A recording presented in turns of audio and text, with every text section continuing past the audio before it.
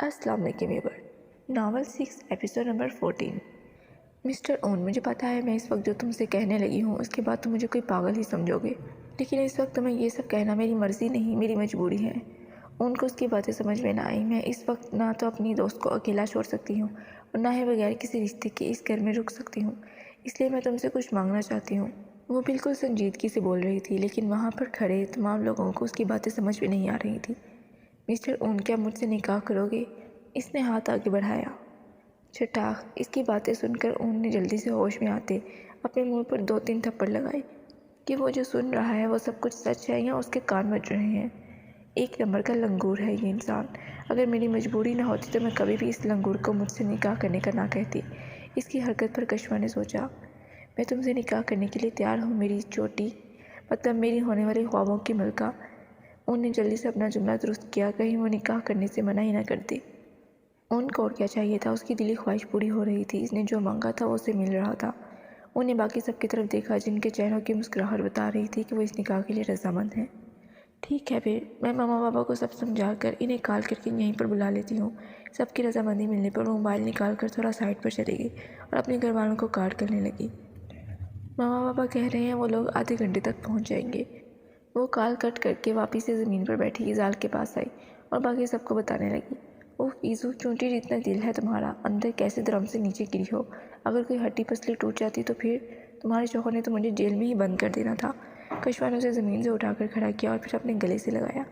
پتہ نہیں یہ سویٹ کل رات کو کیا کرے گی، کہیں مجھے کمرے میں دیکھ کر بے ہوش ہی نہ ہو جائے۔ اریان کو رات کی فکر ہونے لگی۔ مولوی صاحب کو اریان پہلے آتے راستے سے واپس بلا چکا تھا۔ اس آدھے گھنٹے کے دوران ان کے کمرے کو بھی ڈیکوریشن والوں کو منگوا کر ڈیکوریٹ کر دیا گیا تھا۔ اریان کا کمرہ تو پہلے ہی ڈیکوریٹ ہو گیا تھا۔ کشوا کے گھر والوں کے آ جانے کے بعد، سب سے ملنے جلنے کے بعد، کشوا اور اون کے نکاح کا مرحلہ بھی طے پایا تھا۔ تھوڑی دیر میں وہ کشوا ندیم سے کشوا اون بن چکی تھی۔ چونکہ کشوا کے گھر والے بچپن سے ہی کشوا اور اظہار کی دوستی کے بارے میں جانتے تھے تو اس نکاح میں زیادہ رکاوٹیں نہیں آئیں۔ اوپر سے اون کے بیک گراؤنڈ کے بارے میں بھی وہ اچھے سے جانتے تھے۔ نشیبہ بیٹا، دونوں دلہنوں کو ان کے کمروں میں چھوڑ آؤ، داجی نے ان کے تھکنے کے احساس سے کہا۔ رکے داجی، اگر سب کے یہاں پر نکاح ہو رہے ہیں تو مجھے بھی رخصتی چاہیے۔ اریان نے بھی موقع پر چوکا مار ڈالا۔ بیٹا جی، تمہیں کون سا کسی رخصتی کی ضرورت ہے؟ تم تو ویسے ہی دن رات میری پوتی کے کمرے میں ہی پائے جاتے ہو۔ داجی نے اسے شرمندہ کرنا چاہا، لیکن وہ اریان شاہ ہی کیا جو شرمندہ ہو جائے، بلکہ وہ تو ڈیٹھوں کی طرح مسکرا دیا۔ داجی، اپنی بیوی کے کمرے میں ہی ہوتا ہوں، کون سا غیروں کی بیوی کے کمرے میں ہوتا ہوں۔ داجی، مجھے رخصتی نہیں چاہیے، رواحہ بولی۔ رخصتی تو تمہارے اچھے اچھوں کی بھی ہوگی۔ وہ جلدی سے آگے بڑھ کر اسے اپنی گود میں تھام گیا اور داجی کے سامنے اجازت طلب نظروں سے دیکھا۔ داجی کی طرف سے اجازت ملتے ہی وہ جلدی سے رواحہ کو لے کر اپنے کمرے کی طرف بڑھ گیا۔ یہ کیا بدتمیزی ہے داجی، ماما باقی سب کیا سوچ رہے ہوں گے؟ رواحہ کو اس کی حرکت پر غصہ آیا۔ جو بھی سوچتے ہیں سوچے، مجھے فرق نہیں پڑتا۔ اریان نے کمرے میں داخل ہوتے ہی ان دونوں پر پھولوں کی پتیوں کی برسات ہوئی۔ اریان پہلے ہی ساری سیٹنگ کر چکا تھا۔ اریان اسے بیڈ پر لٹانے کے بعد دروازہ بند کر کے واپس پلٹا تو اس کی نظر سامنے بیٹھی رواحہ پڑ گئی، جس کے چہرے پر سرخی کے رنگ جھلک رہے تھے۔ اس کے چہرے پر سرخی دیکھ کر اریان کی آنکھوں میں چمک اتر آئی۔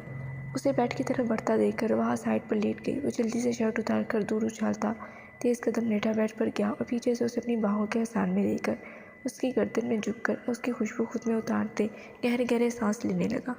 رواحہ اس کی سانسوں کی تپش اپنی گردن میں محسوس کر کے اس کی گرفت میں کس آئی۔ اریان، مجھے باہر جانا ہے پلیز، رواحہ اس کی گرفت میں منمنائی۔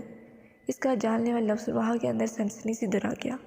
اریان کا جان لیوا لفظ اسے لرزنے پر مجبور کر رہا تھا۔ وہ اس کی گرفت سے نکلنا چاہ رہی تھی، لیکن اریان اسے اپنا گھیرا تنگ کیے ہوئے تھا۔ اریان نے اس کے ہونٹوں پر اپنا شدت بھرا لفظ بکھیرتے ہوئے ہاتھ پیچھے اس کی کمر پر لے جا کر اس کی فراق کی ڈوریوں کو کھول ڈالا۔ اریان پلیز چھوڑو نا، مجھے باہر جانا ہے۔ شٹ اپ رواحہ، تمہیں پتہ ہے نا مجھے اپنے کام میں مداخلت بالکل بھی نہیں پسند، لیکن تم تو ہر وقت جب بھی میں تمہارے قریب آتا ہوں میرے کام میں مداخلت پیدا کرتی ہو۔ اریان نے اس کے کان میں سرگوشی کرتے اس کے کان کی لو کو اپنے دانتوں سے زور سے کاٹا۔ رواحہ کے منہ سے سسکاری سی برآمد ہوئی۔ اس نے ایک بار پھر اریان کی گرفت سے نکلنا چاہا، تبھی وہ اسے سوچنے سمجھنے کا کوئی بھی موقع دیے بغیر اس کے ہاتھوں کی انگلیوں میں اپنی انگلیاں پھنسائے اس کے ہونٹوں پر جھکا اور وہاں اپنی شدتیں لٹانے لگا۔ وہ کچھ ہی دیر میں اپنی سانسوں میں اس کی سانسیں الجھا چکا تھا۔ اریان کو اپنے ہونٹوں سے گردن تک کا سفر طے کرتے دیکھ کر رواحہ نے کہنے کے لیے اپنے لب کھولے، تبھی وہ اس کے ہونٹوں پر ایک بار پھر سے جھک کر اسے خاموش کروا گیا۔ آج رواحہ کچھ بھی نہیں بولو، بس خاموش رہو اور ان لمحوں کو محسوس کرو۔ وہ اس کے کندھوں سے فراق اٹھاتے وہاں پر اپنا جنونیت بھرا لمس چھوڑنے لگا۔ ازل سے نکلا ہوں، آدھے ابد میں آ گیا ہوں، شمار میں جو نہیں اس عدد میں آ گیا ہوں۔ تمہارا خرچ محبت تھی اور اس کے عوض میں تیرے ہاتھ منافع کی مد میں آ گیا ہوں۔ درود پڑھ کر تو میری جبیں پہ بوسہ دے، نہ جانے پھر سے میں کس نظر بد میں آ گیا ہوں۔ جو دوسرا کوئی ہوتا تو معذرت کرتا، مجھے بچا کے میں خود اپنی ہی زد میں آ گیا ہوں۔ چراغ سب نے جلائے مگر بات نہ بنی، میں خود ہی چل کر اندھیروں کی رد میں آ گیا ہوں۔ حساب دنیا و دین ختم ہو گیا ہے یہاں، میں تیری گود میں ہوں یا لحد میں آ گیا ہوں۔ آریان وہاں کے ہونٹوں کو ذاتی بکتا اٹھ کر قبر کی طرف گیا اور اس میں سے ایک پیکٹ لا کر وہاں کے سامنے کیا۔ وہاں نے سوالیہ نظر سے اس پیکٹ کی طرف دیکھا۔ یہ لو رواحہ، یہ پہن کر آؤ۔ لیکن اس میں کیا ہے؟ رواحہ نے اٹھ کر بیٹھتے ہوئے پوچھا۔ نائٹی ہے اس میں، جلدی سے اٹھو اور پہن کر آؤ، انداز حکم دینے والا تھا۔ نہیں، میں یہ نہیں پہن سکتی، اس نے دوبارہ سے لیٹتے ہوئے منع کیا۔ اگر تم وہ بے خودہ ڈریسز اتنے لوگوں کے سامنے پہن سکتی ہو تو یہ نائٹی اپنے شوہر کے سامنے کیوں نہیں پہن سکتی؟ جلدی سے اٹھو اور اسے پہن کر آؤ۔ آریان آگے بڑھ کر اسے بیڈ سے کھینچ کر نیچے کھڑا کر چکا تھا۔ کہیں میری شدتیں سہتے سہتے تم تھک تو نہیں گئی، اس لیے تم سے نائٹی نہیں پہنی جا رہی؟ کہو تو میں پہنا دوں۔